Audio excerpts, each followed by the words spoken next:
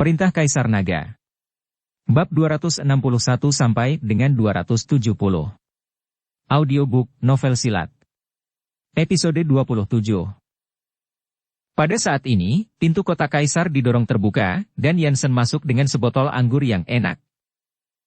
Semua orang tercengang ketika melihat Yansen masuk. Bagaimanapun, apa yang dilakukan Yansen, orang-orang ini tahu betul.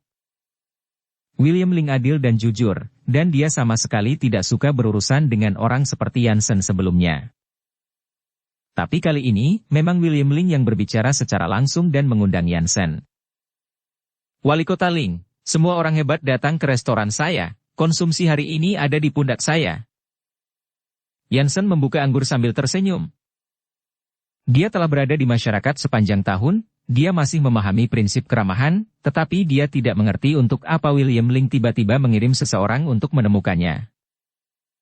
Yansen, aku memanggilmu ke sini untuk mengundangmu, duduk mari mengobrol. William Ling melambai ke Yansen. Yansen duduk tepat di sebelah William Ling, yang membuat semua orang bingung. Tidak ada yang bisa mengerti apa yang terjadi pada William Ling hari ini.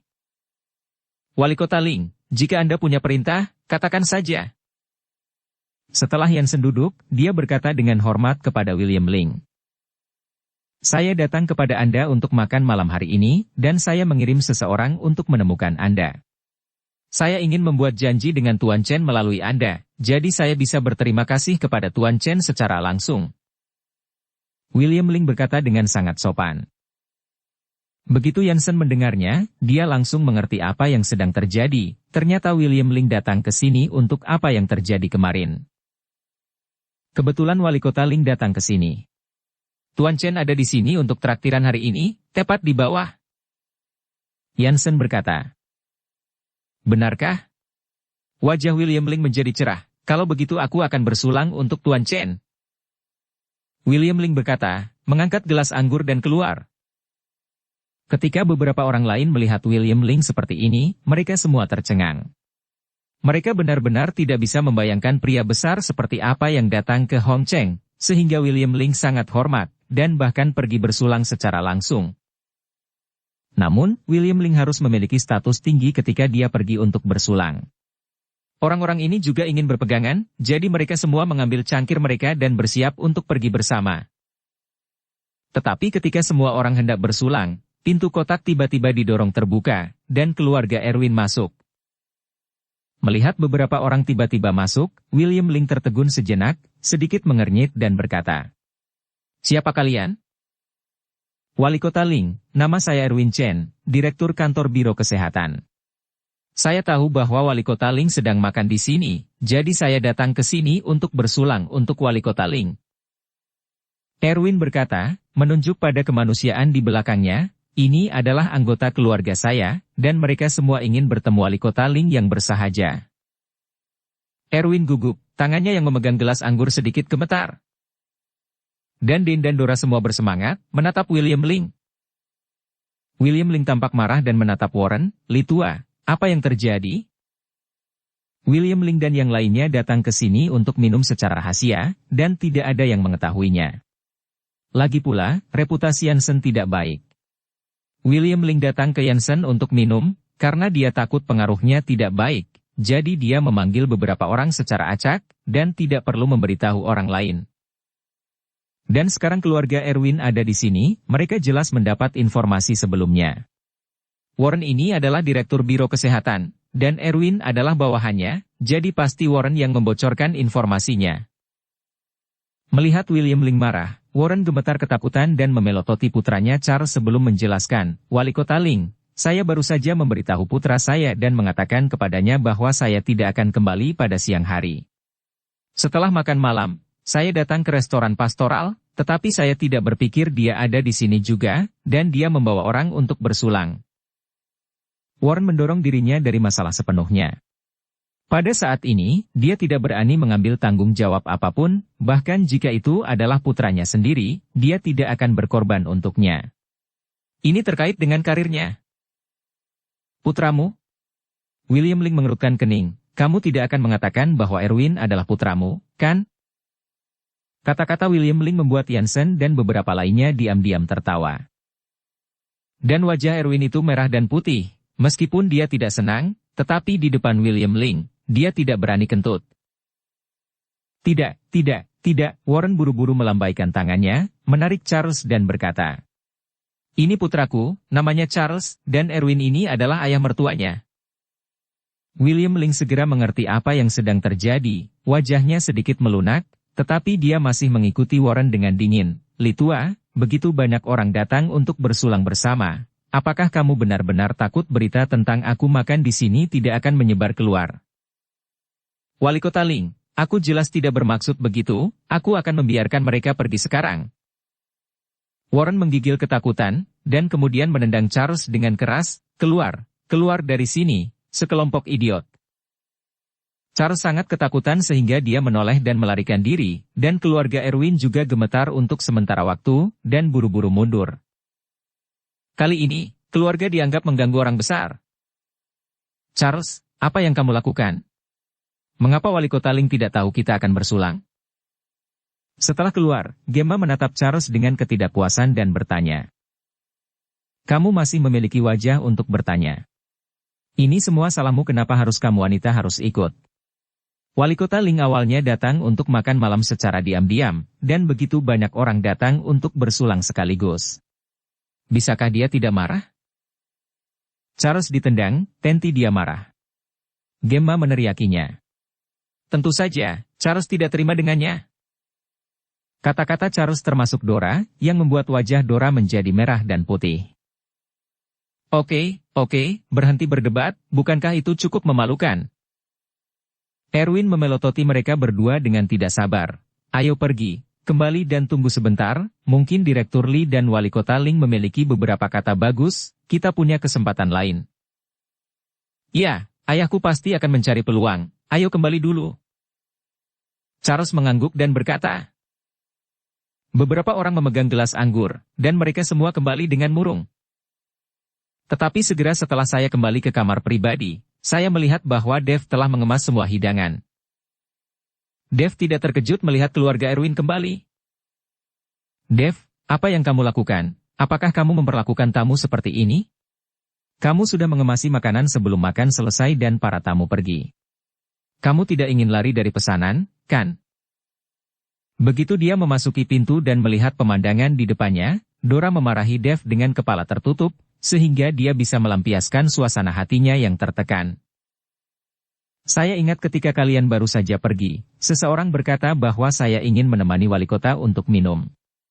Jadi saya tidak kembali, ayo pergi dulu, jadi kita tidak akan melupakannya setelah beberapa saat, kan?" Dev memandang Dora dan berkata dengan senyum dingin, "Atau mereka tidak memperhatikanmu sama sekali dan menendangmu keluar?" "Kamu kentut, jangan makan anggur dan katakan bahwa anggur itu asam. Kami telah minum dengan Wali Kota Ling untuk waktu yang lama, dan mendentingkan gelas dengan Wali Kota Ling.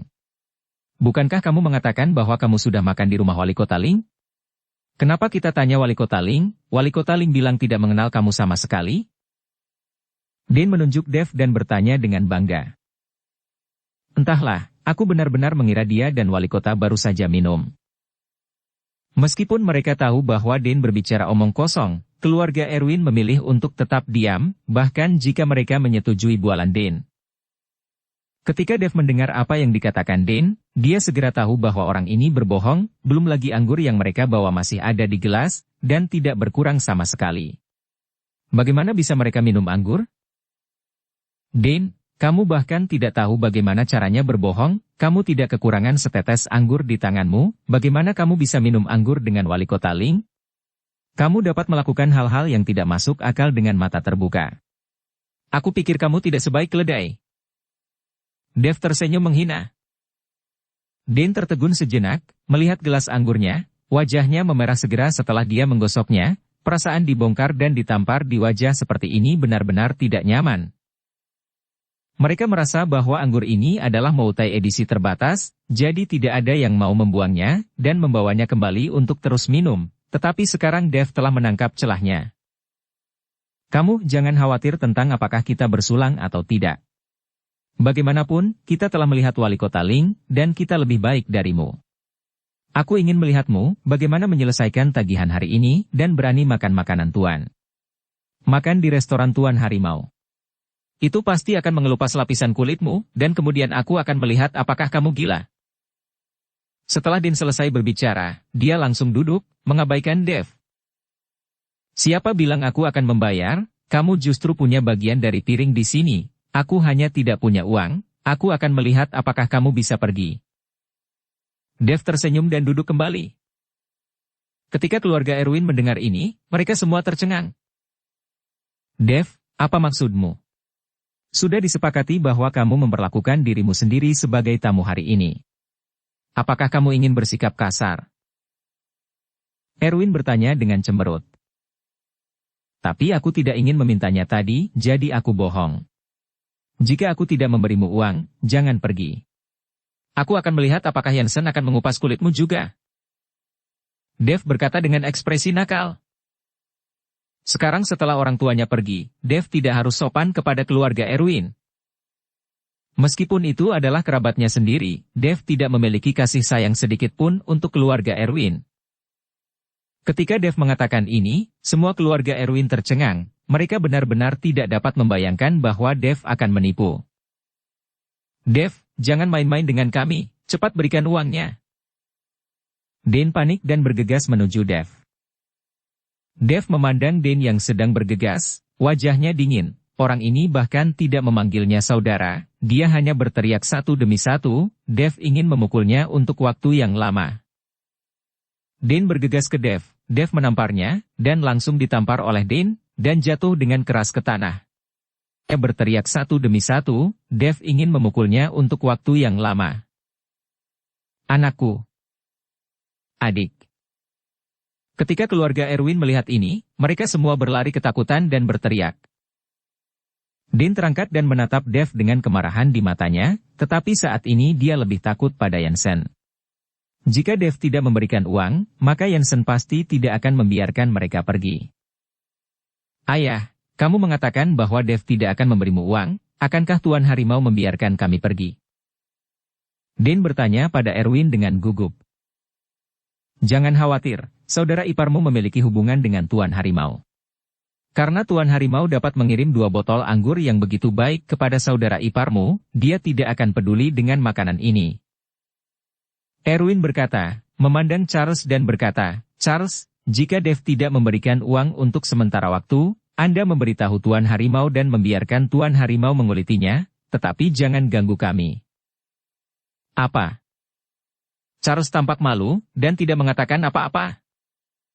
Dia tidak mengenal Yansen sama sekali, bagaimana dia bisa membiarkan Yansen memberi muka, tetapi Charles tidak bisa mengatakannya, dan sekarang dia hanya bisa berdiri teguh. Ya, aku lupa. Dean tiba-tiba berhenti panik, menyentuh wajahnya yang sakit, menatap Dev dengan kejam dan berkata, Dev, kamu mendengarnya sekarang, tunggu sebentar untuk melihat siapa yang dikuliti. Dev tidak memperhatikannya, tetapi menuangkan secangkir teh untuk dirinya sendiri dan meminumnya. Pada saat ini, di luar kotak pribadi, William Ling dan Yansen berada di depan, diikuti oleh beberapa eksekutif senior dari berbagai departemen, semuanya berjalan dengan wajah bingung. Mereka tidak mengerti, bagaimana bisa pria besar ini makan di ruang pribadi yang begitu biasa? Mungkinkah kunjungan pribadi dari layanan mikro akan datang? Yansen membawa William Ling langsung ke kamar pribadi tempat Dev berada, dan berkata kepada William Ling. Wali Kota Ling, Tuan Chen ada di dalam. William Ling mengangguk dan hendak membuka pintu ketika Warren bergegas dengan cepat dan membuka pintu untuk William Ling dengan menyanjung. Ketika pintu terbuka, Warren melihat keluarga Charles dan Erwin duduk di dalam, dan dia tercengang. Dan Erwin dan yang lainnya tercengang ketika mereka melihat Warren dan William Ling datang. Apa yang kamu lakukan di sini? Warren bertanya dengan kaget. Ayah, kita makan di ruangan ini, kan? Charles bertanya dengan wajah bingung. Kan di ruang pribadi yang begitu biasa? Wali Kota Ling datang untuk bersulang Tuan Chen. Warren berkata dengan jujur. Ketika Erwin mendengar ini, seluruh orangnya tampak bermimpi, dia berdiri gemetar dengan kegembiraan di wajahnya. Ling. Wali Kota Ling, bagaimana Anda bisa datang dan bersulang untuk saya? Saya benar-benar tak menduga hal ini. Erwin berjalan menuju William Ling dengan gelas anggur di tangannya. Dia pikir Warren berbicara tentangnya.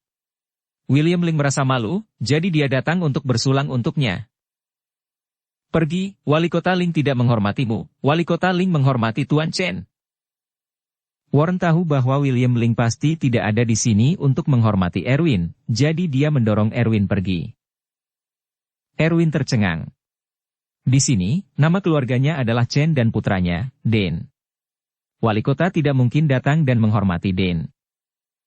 Adapun Dev, yang telah duduk diam, Erwin bahkan tidak memikirkannya, wali kota bahkan tidak akan berada di sini untuk bersulang untuk seorang tahanan yang baru saja dibebaskan dari penjara. Direktur Lee, selain saya, tidak ada Tuan Chen di sini? Erwin berkata dengan hati-hati. Warren meliriknya, dan itu memang keluarga Erwin. Adapun Dev, Warren bahkan tidak memikirkannya. Seorang pemuda sederhana berusia awal 20-an tidak akan pernah bisa menjadi Tuan Chen di mulut William Ling. Wali Kota Ling, apakah kita datang ke ruangan yang salah? Tidak ada Tuan Chen di sini. Warren berkata dengan hati-hati. Pergi. Jansen mendorong Warren ke samping dan berjalan menuju Dev. Dan William Ling mengikuti dengan cermat, berjalan ke Dev dan berkata, Tuan Chen, saya mendengar bahwa Anda juga minum di sini, jadi saya datang ke sini untuk bersulang. Saya harap saya tidak mengganggu Tuan Chen. Ledakan. Tiba-tiba, para penonton terdiam, mata semua orang melebar, dan wajah mereka tidak bisa dipercaya. Keluarga Erwin tidak bisa mempercayainya, dan beberapa orang yang mengikuti William Ling juga tidak bisa mempercayainya. Tidak dapat dipercaya bahwa pemimpin tertinggi kota yang bermartabat harus berbicara dengan sangat sopan kepada seorang pemuda berusia awal 20-an. Hanya Jansen yang tersenyum dingin dan melirik semua orang.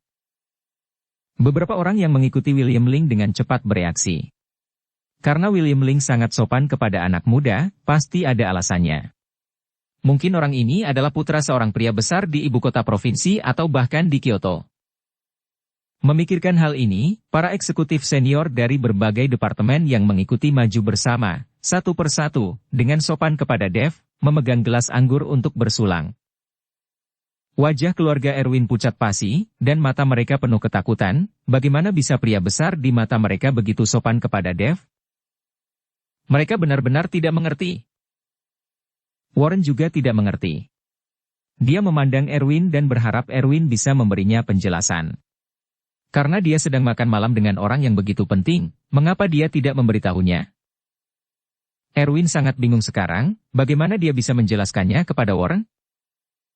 Mungkinkah Dev adalah tahanan reformasi melalui kerja, bukan orang besar?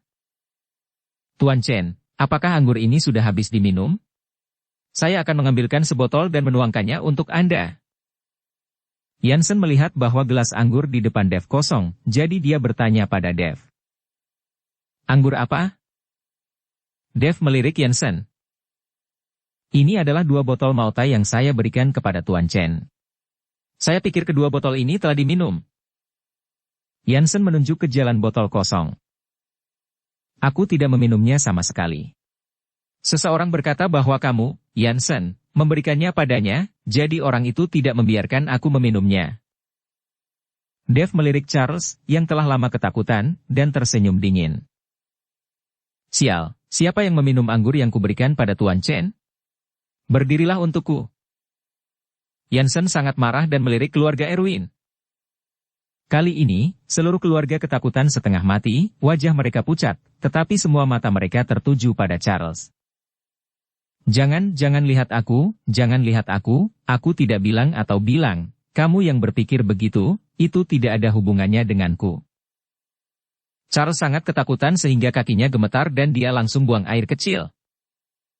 Reputasi Jansen seperti guntur, dan sekarang Jansen marah, bukankah itu mencari kematian? Jadi anak ini, apa yang kamu lakukan? Apakah aku perlu membawakanmu anggur? Jansen bergegas di depan Charles dalam 2 langkah, meraih kerah Charles dan berkata, ludahkan anggur itu untukku. Bang! Jansen meninju perut Charles, menyebabkan Charles menjerit kesakitan. Harimau! Tuan Harimau, berhenti memukul, ini anakku, jangan pukul aku demi aku. Melihat ini, Warren bergegas maju dan menarik Jansen. "Persetan, siapa kamu? Aku tidak memberimu wajah, kamu adalah Direktur Biro Kesehatan, apakah kamu layak?" Jansen menendang Warren dan meninju Charles. Hantu dan lolongan serigala yang dihajar Charles membuat keluarga Erwin terpojok, dan tubuhnya tidak bisa berhenti gemetar. "Tuan Harimau, jika anggurnya terlalu banyak, saya akan membayar Anda, saya akan membayar Anda." Warren tidak bisa melihat putranya dipukuli sampai mati, dia hanya bisa mengatakan dia kehilangan uang. Ini adalah Moutai edisi terbatas, 1 botol adalah 500.000 yuan, dan 2 botol adalah 1 juta. Jansen berteriak pada Warren.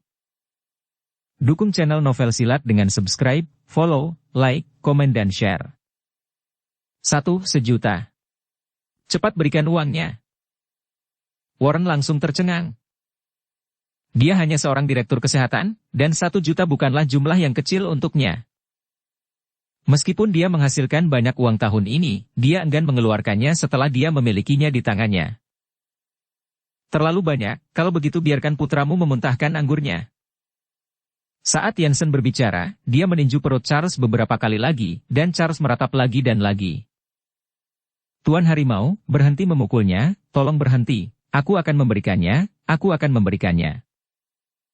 Warren mengeluarkan ponselnya, menggertakkan giginya dan menyerahkan 1 juta. Setelah menerima uang, Jansen melepaskan Charles dan berjalan ke sisi Dave dan berkata, "Tuan Chen, saya tidak punya pengaturan, saya akan membiarkan seseorang mengambil anggur terlebih dahulu." Jansen menginstruksikan orang-orang untuk mendapatkan Moutai edisi kolektor lagi, sementara Dave mencibir pada keluarga Erwin yang menggigil. "Siapa bilang barusan jika aku tidak membayar makanan, Jansen akan mengulitiku?" Dave bangkit dan berjalan menuju keluarga Erwin. "Bayar Anda, saya akan membayar Anda." Dean sangat ketakutan sehingga dia tidak bisa berdiri, dan meringkuk di sudut, meninggalkan Erwin dan Dora di belakangnya. "Dave, paman kedua yang salah, jangan repot-repot dengan Dean, dia masih anak-anak. Paman kedua akan memberimu uang untuk makanan ini, dan paman kedua akan memberimu uang." Erwin berdoa kepada Dave. "Jansen, selesaikan akunnya." Dave berkata kepada Jansen. Jansen mengangguk, meliriknya dan berkata, "Total 200.000. 200.000? Apa yang akan kita makan? Hanya 200.000? Ketika Dora mendengar ini, dia tiba-tiba berteriak. "Diam!" Erwin memelototi Dora. "Mengapa? Menurut Anda itu terlalu banyak? Apakah Anda ingin saya memberi Anda sejumlah uang?" Mata Jansen sedikit menyipit. Tidak, kami akan memberimu uang." Erwin buru-buru menggelengkan kepalanya dan mengeluarkan ponselnya untuk membayar tagihan. Pada saat ini, Erwin menyesal setengah mati. Jika dia tahu ini, dia tidak akan memesan begitu banyak hidangan. Pada saat itu, untuk membuat Dave terlihat jelek, dia memesan begitu banyak hidangan tanpa melihatnya. Kali ini dia menembak dirinya sendiri di kaki. "Wali Kota Ling, pejabat kota Hongcheng kami benar-benar tidak rendah. Seorang direktur biro kesehatan, seorang direktur kantor, menghabiskan ratusan ribu untuk makanan dan minuman tanpa berkedip mata." Dave memandang William Ling dan berkata, "Tuan Chen, saya akan menyelidiki masalah ini secara menyeluruh." Setelah William Ling selesai berbicara, dia memandang Warren dan Erwin dan berkata, "Kalian berdua akan diberhentikan mulai hari ini dan akan diselidiki pada waktu itu. Jika Anda diketahui bahwa Anda melakukan KKN, Anda akan dihukum berat." Puff. Hati-hati. Warren dan Erwin sangat ketakutan sehingga mereka tersungkur di tanah. Jika mereka diperiksa, tidak ada dari mereka yang bisa melarikan diri. "Wali Kota Ling, Tuan Chen, mari kita bicara di tempat lain." Jansen telah memerintahkan seseorang untuk menyiapkan ruangan lagi. "Ya." William Ling mengangguk, dan kemudian berkata kepada beberapa orang yang datang bersamanya, "Kembalilah dan tunggu aku akan pergi sebentar." Setelah beberapa orang pergi, William Ling dan Dave juga berjalan keluar dari kamar pribadi. Ketika Jansen keluar, dia memberi Warren dan putranya dan Erwin tatapan dingin, dengan sedikit penghinaan di matanya. Melihat punggung Dave, keluarga Erwin sangat menyesal. Jika mereka tidak memperlakukan keluarga Dev seperti ini, apakah itu akan menjadi hasil lain? Tapi di mana di dunia ini menjual obat penyesalan? Dev tidak tinggal di restoran terlalu lama, tetapi hanya mengobrol dengan William Ling. Alasan mengapa William Ling mencari Dev adalah untuk berterima kasih padanya dan putranya. Dia berharap Dev akan membiarkannya Brad pergi. Tidak masalah bagi Dev, selama Brad tidak memprovokasi dia, tentu saja Dev tidak akan menyusahkan Brad itu. Ketika Dev berjalan keluar dari restoran, dia menemukan bahwa orang tuanya bergegas. Dev, apakah kamu baik-baik saja? Selin bertanya dengan keringat di wajahnya. Bu, aku baik-baik saja. Apa yang kamu lakukan terburu-buru? Dev bertanya dengan ekspresi bingung. Bukankah ini takut terjadi sesuatu padamu? Ayahku dan aku meminjam sejumlah uang, dan aku tidak tahu apakah itu cukup. Selin membuka tas jinjingnya, dan itu penuh dengan uang, beberapa uang baru dan beberapa uang lama, beberapa kecil dan utuh, satu tas penuh, diperkirakan 20.000 hingga 30.000 yuan. Melihat uang di dalamnya, mata Dev langsung memerah, dia memeluk Selin dan berkata, Bu, tidak perlu, paman kedua telah membayarnya. Alasan mengapa Dev sangat bersemangat adalah karena dia masih berpikir bahwa setelah dia kembali, dia akan menemukan kesempatan untuk bertanya kepada orang tuanya apakah dia diadopsi. Tetapi pada saat ini, Dev tidak ingin bertanya apa-apa, apakah dia diadopsi atau tidak, orang tuanya saat ini adalah yang dia miliki. Paman keduamu membayarnya. Angin macam apa yang dia hisap? Selin tidak bisa mempercayainya. Oke, selama tidak ada yang salah, ayo cepat, jangan lama-lama di sini. Edward mendesak, dia selalu merasa tidak aman untuk tinggal di sini. Setelah pergi, Dev pulang, sementara Selin dan Edward pergi untuk membayar kembali uang pinjaman. Setelah kembali ke rumah, Dev duduk bersila di tempat tidur, berencana untuk berlatih sebentar. Tapi tidak peduli seberapa keras dia mencoba untuk menenangkan diri, itu tidak ada gunanya. Kata-kata biadab Erwin selalu terngiang di telinga Dev. Sial. Dev meraung, menggelengkan kepalanya dengan putus asa, mencoba mengusir suara itu, tetapi itu tidak ada gunanya sama sekali. Dev tahu bahwa dia memiliki iblis batiniah, dan satu-satunya cara untuk menyingkirkan iblis batiniah adalah dengan bertanya dengan jelas apa yang ingin dia ketahui. Tapi Dev tidak bisa membuka mulutnya, dia tidak punya cara untuk bertanya. Dari masa kanak-kanak hingga dewasa, baik Selin dan Edward sangat mencintainya, bahkan jika Edward keras, dia tidak pernah memukulnya. Dev tidak pernah berpikir bahwa mereka bukan orang tua kandungnya, dan dia bahkan tidak memiliki pemikiran seperti itu. Tetapi sekarang, Dev dalam kekacauan dan tidak bisa tenang lagi. Sama seperti lempar-lempar ini, Dev berjuang untuk waktu yang lama, sampai Selin memanggil Dev untuk makan malam, dan Dev berjalan keluar dari ruangan. Melihat wajah Dev tidak terlalu baik, Selin buru-buru bertanya. Dev, apakah kamu sakit? Bu, aku baik-baik saja. Dev tersenyum dan berkata.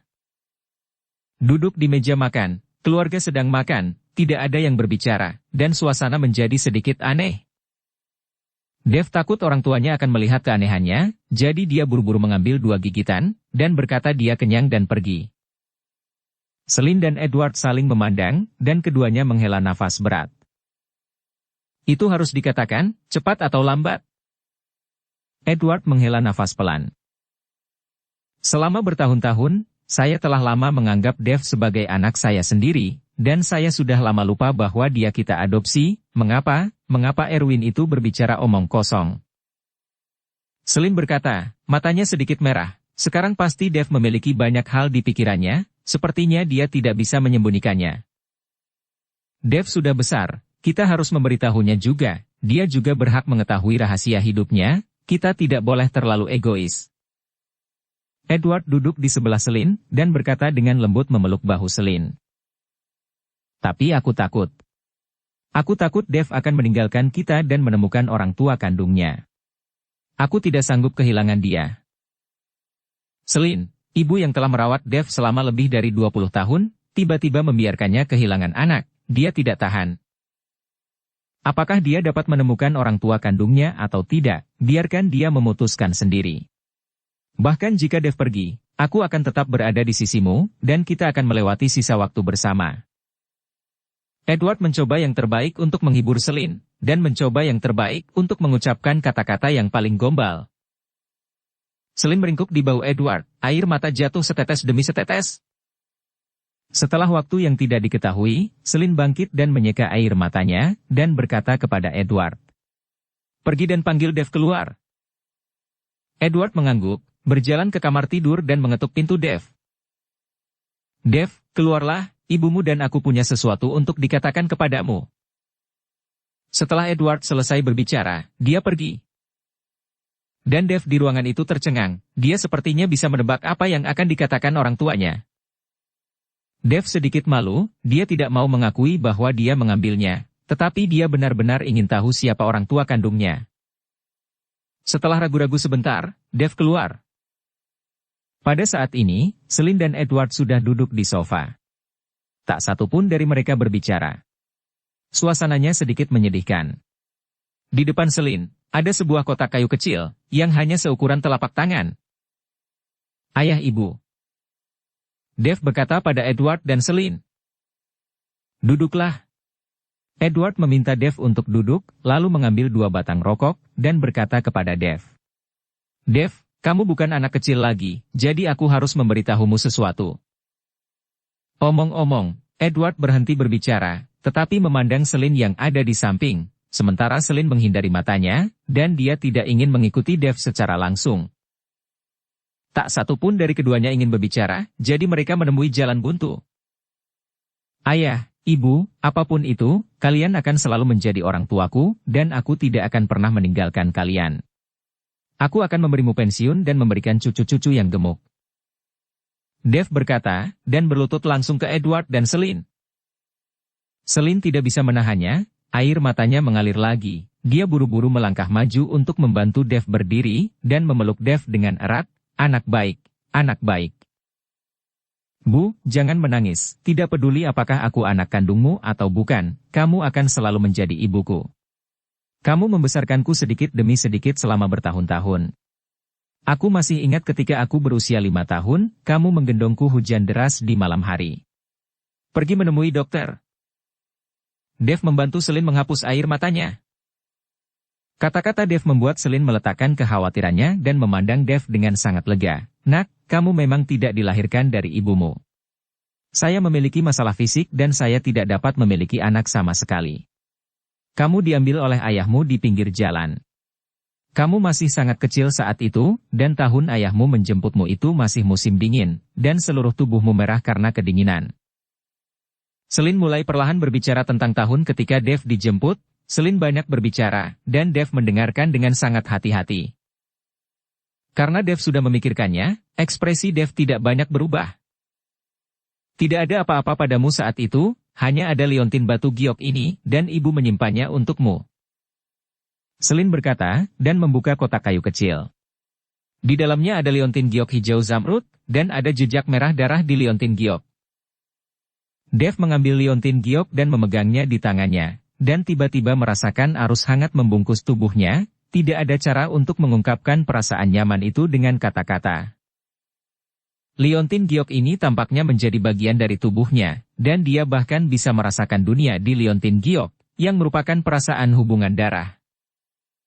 "Nak, ini satu-satunya yang ditinggalkan orang tua kandungmu, dan sekarang diserahkan kepadamu. Untuk informasi lainnya, kami tidak tahu." Celine berkata dengan ringan. Saat ini, suasana hatinya jauh lebih tenang. Beberapa hal telah dikatakan, dan itu tidak seburuk yang dibayangkan. "Dev, jika kamu ingin menemukan orang tua kandungmu, kami tidak akan menghentikanmu.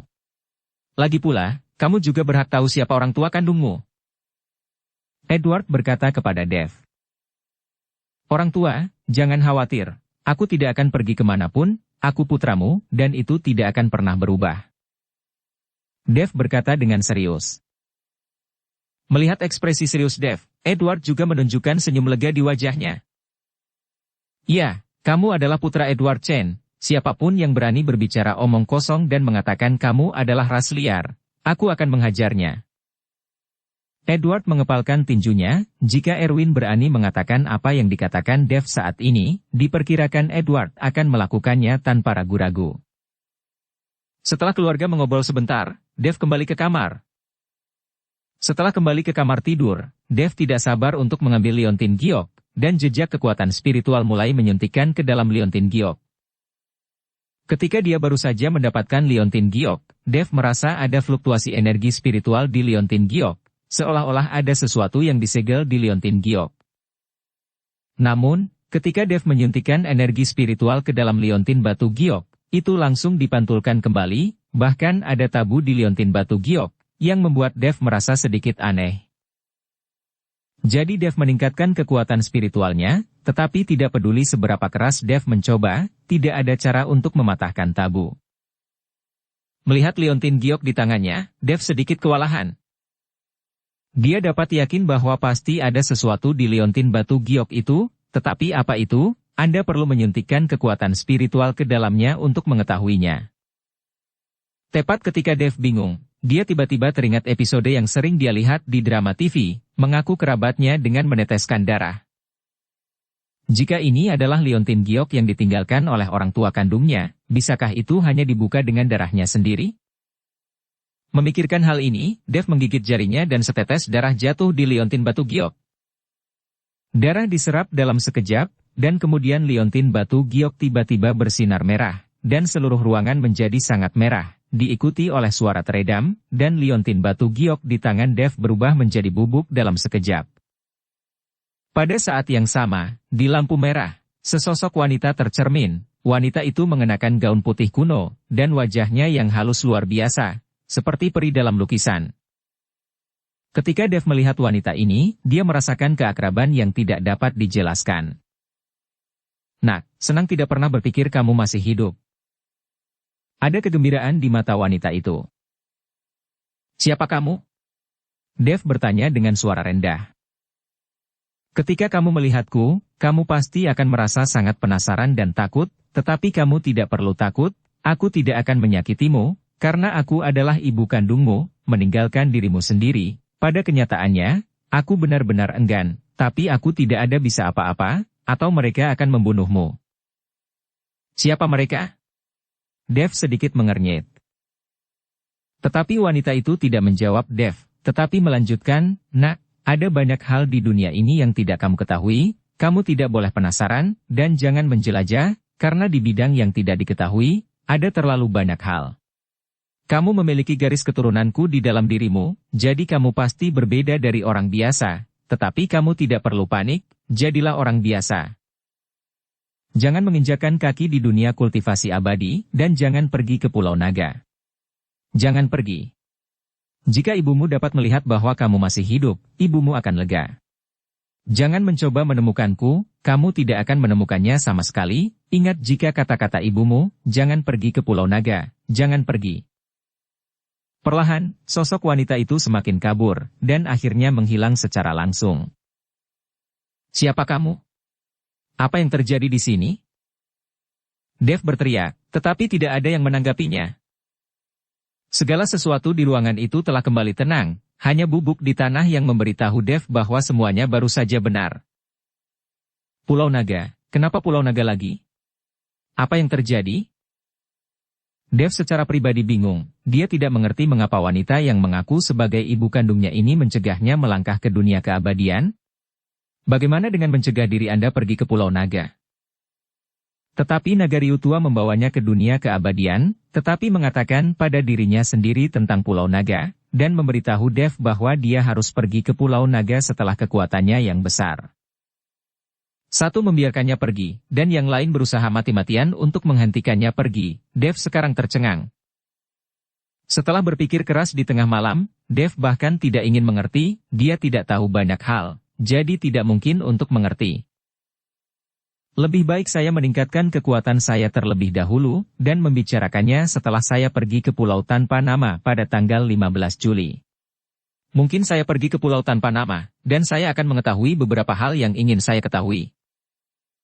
Dave menghela nafas, dan berhenti memikirkannya, dan tertidur dengan kepala tertutup. Bar Phoenix.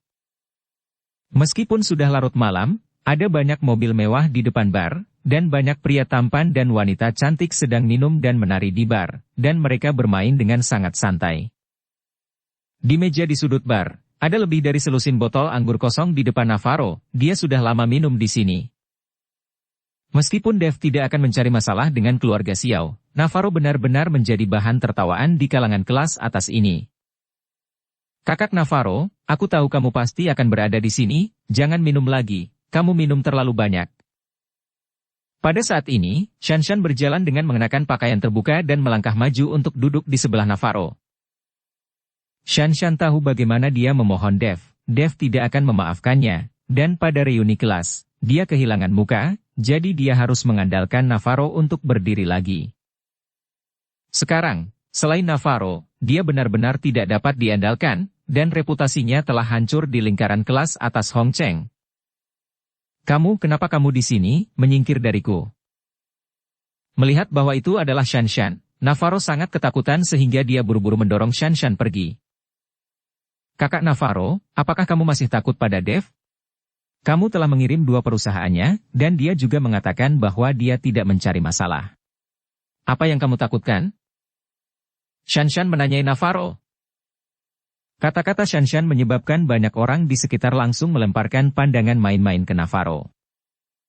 Merasakan tatapan orang-orang di sekitarnya, wajah Navarro menjadi marah, kamu kentut, aku takut padanya, aku tidak takut padanya sama sekali, aku tidak takut pada siapapun. Navarro, yang banyak minum, tidak tahu apa itu ketakutan saat ini. Kakak Navarro, karena kamu tidak takut, mengapa kita tidak terus bersama? Undangan pernikahan telah dikirim, tetapi pernikahan belum diadakan. Apakah kamu tidak takut kamu akan menjadi bahan tertawaan dari yang lain? Shanshan melangkah maju dan melingkarkan lengannya di leher Navarro. Shanshan tidak tahu bahwa Navarro saat ini telah menjadi bahan tertawaan kalangan kelas atas. Kalau tidak dia tidak akan minum sendirian. Tertawa? Siapa yang berani tertawa? Bahkan jika keluarga Xiao saya mengirim 2 perusahaan, mereka masih dianggap sebagai keluarga kelas 1. Siapa yang berani menertawakan saya? Navarro menampar meja dengan keras dan meraung keras. Orang-orang di sekitarnya langsung melemparkan pandangan menghina, tetapi tidak ada yang memperhatikannya. Tepuk-tepuk-tepuk. Pada saat ini, seorang pria tiba-tiba bertepuk tangan dan berjalan mendekat, menatap Navarro dengan mencibir, tuan muda yang bermartabat dari keluarga Xiao, yang ditakuti oleh seorang tahanan kerja menjadi kebajikan seperti itu, berani membicarakannya di bar. Siapa yang mengatakan itu? Aku. Navarro sangat marah, tetapi ketika dia mengangkat matanya dan melihat orang itu datang, dia terkejut. Dia setengah sadar dalam sekejap, dan berkata dengan ekspresi ngeri, Wei. Tuan muda Wei. Orang yang datang adalah Eric Wei dari keluarga Wei di ibu kota provinsi. Melihat Eric Wei datang ke Hong Cheng, banyak tuan muda dan wanita muda dari keluarga kaya berkumpul. Mereka semua ingin mengambil kesempatan untuk mengenal Eric, dan bahkan banyak gadis mengedipkan mata pada Eric. Anda harus tahu bahwa Hong Cheng dan ibu kota provinsi tidak ada bandingannya. Itu seperti kucing dan harimau, jadi bahkan keluarga paling kuat di Hong Cheng seperti semut di mata keluarga kaya di ibu kota provinsi ini. Pergi. 2 pengawal yang mengikuti Eric langsung mengusir beberapa tuan muda dan wanita kaya yang mengelilinginya. Anda harus tahu bahwa masing-masing dari generasi kedua yang kaya ini lebih sombong dan mendominasi, tetapi ditegur oleh pengawal keluarga Wei seperti ini, satu persatu, tidak ada yang berani berbicara, dan dengan patuh pergi. Melihat pemandangan di depannya, Shanshan sangat terkejut, dia selalu berpikir bahwa dia berada di puncak hidupnya ketika dia berada di sebelah Navarro, tetapi sekarang melihat adegan ini, dia menyadari bahwa dia benar-benar katak. Dasar sumur. Ikut denganku, aku punya sesuatu untukmu. Setelah Eric selesai berbicara dengan Navarro, dia berbalik dan berjalan keluar. Tetapi ketika dia berbalik, dia sengaja melihat Shanshan di sebelah Navarro. Kali ini Shanshan buru-buru mengangkat dadanya dan mengangkat kepalanya, mencoba yang terbaik untuk menunjukkan dirinya di depan Eric. Eric mengangkat sudut mulutnya dan segera pergi, sementara Navarro mengguncang tubuhnya dan dibantu keluar dari bar oleh Shanshan. Erik sedang duduk di Rolls-Royce menunggu mereka saat ini. Setelah menurunkan jendela, Erik berkata kepada Navarro. Masuk ke mobil. Shanshan membantu Navarro masuk ke mobil, tetapi didorong oleh Navarro, pergi. Shanshan berpura-pura menyedihkan, dan mau tidak mau melirik Erik. Dan dibantu keluar dari bar oleh Shanshan. Biarkan dia naik. Erik berkata, beraninya Navarro mengatakan sesuatu, geng Shanshan masuk ke dalam mobil. Mobil telah mengemudi selama lebih dari setengah jam sebelum berhenti dan berhenti di jalan yang sedang dibangun. Saat itu gelap gulita dan tidak ada lampu jalan, jadi terlihat sedikit menakutkan. Wei. Tuan muda Wei, apa urusanmu denganku? Melihat kegelapan di sekitarnya, Navarro sudah terbangun dengan ketakutan saat ini. Semua orang turun. Erik memerintahkan pengawal itu untuk turun, dan kemudian melirik Shanshan. Shanshan juga membuka pintu mobil dan berjalan perlahan. Pada saat ini, hanya Erik dan Navarro yang tersisa di dalam mobil, dan dahi Navarro mulai berkeringat. Dia tidak merasa bahwa dia telah menyinggung keluarga Wei, dan dia tidak tahu apa yang dilakukan Erik padanya, dan dia bahkan membawanya ke tempat seperti itu. Apakah wanita itu pacarmu? Erik bertanya. Ya, tidak. Navarro menggelengkan kepalanya, tidak sekarang. Melihat Navarro seperti itu, Erik mendengus dingin. Karena Dev kamu putus, kan? Wanita itu adalah mantan pacar Dev. Navarro tertekun seenak, tiak tahu pakaimana Erik tahu tentang hal-hal ini. Kamu tidak perlu menatapku dengan cara yang begitu terkejut. Tidak ada di provinsi Jiangbei yang dapat kamu sembunyikan dariku. Apakah kamu, putra keluarga Xiao yang bermartabat, bersedia dihancurkan oleh seorang tahanan reformasi perburuhan? Erik memandang Navarro dengan jijik dan bertanya. Hei!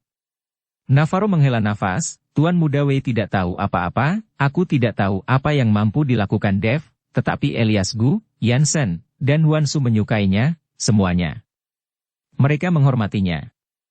Keluarga Xiao tidak bisa dibandingkan. Hahaha, Elias Gu, Yansen, dan Huan Su sangat kuat, mereka benar-benar menakutkan. Erik tertawa, matanya penuh dengan penghinaan. Navarro berkata dengan wajah penuh rasa malu, tentu saja orang-orang ini tidak ada apa-apanya di mata Tuan Muda Wei, tapi beraninya keluarga Xiao saya dibandingkan dengan Tuan Muda Wei. Navarro, aku akan memberimu kesempatan sekarang, apakah kamu menyukainya? Erik menyipitkan matanya. Navarro tercengang dan berkata, saya tidak tahu kesempatan apa yang dibicarakan Tuan Wei. Aku bisa membiarkanmu membalas dendam pada Dev sebanyak yang kamu mau, tetapi tidak ada orang yang kamu sebutkan yang berani membantunya. Erik berkata dengan setengah tersenyum tetapi tidak tersenyum. Benarkah?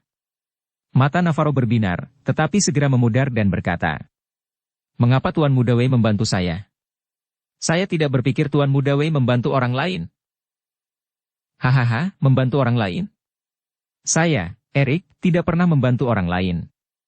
Ketika saya membantu Anda berurusan dengan Dev, saya juga membantu diri saya sendiri. Apakah Anda lupa hubungan saya dengan Yuki? Erik tertawa. Navarro tertegun sejenak, tetapi kemudian berkata dengan penuh semangat, Tuan Muda Wei menyukai Yuki, tetapi sekarang Dev dan Yuki sangat dekat. Keduanya telah mengatakan di depan umum bahwa mereka adalah pacar. Itu benar, bagaimana mungkin wanitaku dibawa pergi oleh seorang tahanan reformasi perburuhan? Biarkan aku memberitahumu yang sebenarnya. Bahwa Dev juga mematahkan pergelangan tangan Brad. Sekarang dia membenci Dev sampai ke intinya.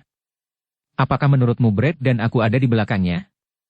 Dengan Brad mendukungmu, siapa yang berani membantu Dev? Erik berkata dengan ekspresi muram. Brad? Mata Navarro tiba-tiba melebar, apakah itu putra wali kota Ling? Ya, bahwa Brad juga menyukai Yuki, kamu seharusnya mendengar bahwa mereka berdua memiliki konflik tentang ini, dan sekarang Brad tidak diizinkan untuk menunjukkan wajahnya karena identitasnya, dan aku datang dari jauh, jadi itu tidak cocok, jadi kandidat yang paling cocok adalah kamu. Erik mengikuti Navarro tanpa ragu-ragu. Hahaha, hahaha. Dev ini benar-benar bintang ulang tahun yang makan arsenik dan mengira umurnya panjang. Bahkan putra wali kota Ling berani menghajarnya. Kali ini dia pasti mati. Navarro tertawa, wajah penuh kegembiraan. Jika saya tahu ini masalahnya, kedua perusahaan saya tidak akan memberikannya kepadanya. Jika kamu membunuh Dev, perusahaan akan kembali kepadamu. Erik tersenyum. Ya. Navarro mengangguk, Tuan Muda Wei, apa yang harus saya lakukan? Kemudian Dev tahu kungfu dan sangat kuat, saya khawatir. Jangan khawatir, 2 pengawal yang saya bawa adalah untuk Anda kirim.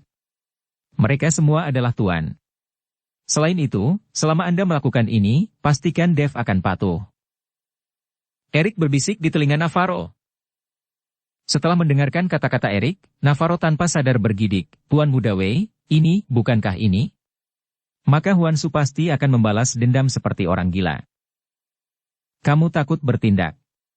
Jika kamu ingin melakukan sesuatu pada Yuki, dia hanya umpan. Ketika saatnya tiba, bisakah Huansu melakukan sesuatu padaku? Erik melirik Navarro dengan jijik. Itu benar. Navarro mengangguk, karena Tuan Muda Wei ada di belakangku, aku tidak perlu takut. Pergi, aku percaya padamu. Ketika saatnya tiba ketika kita berdua bergabung, keluarga Xiaomu pasti akan menjadi orang terkaya di Hongcheng. Erik menepuk bahu Navarro. Bersambung ke episode 28. Dukung kami dengan subscribe, follow, like, komen dan share. Terima kasih.